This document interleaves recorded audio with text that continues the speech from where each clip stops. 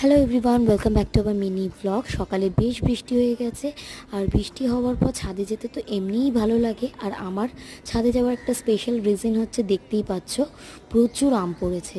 আমাদের পাশের বাড়ির যে আম গাছটা রয়েছে তার অধিকাংশটাই আমাদের ছাদের উপরে পড়ে থাকে, যার জন্য প্রচুর প্রচুর আম আমরা পেয়ে থাকি। নিজেরা যতটা আমরা না খাই তা অধিকাংশটাই লোককে দিয়ে দিই।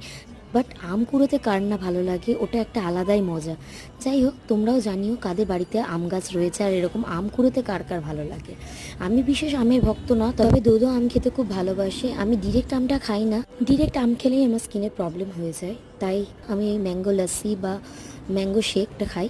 তবে হ্যাঁ, গাছ ভর্তি আম থাকা সত্ত্বেও আমি গাছ থেকে ডিরেক্ট কখনোই আম পারি না, যেগুলো পড়ে যায় সেগুলোই কুড়োই। আর আমার সেটাই ভালো লাগে, গাছ থেকে আম পাড়তে যেন আমার একটু ভালো লাগে না, আমগুলো যেন গাছে দেখতে বেশি সুন্দর লাগে। যাই হোক, এতগুলো আম কুড়িয়ে নিয়েছি, আর দেখো আমের কালারগুলো। দেখা হচ্ছে নেক্সট ব্লগে।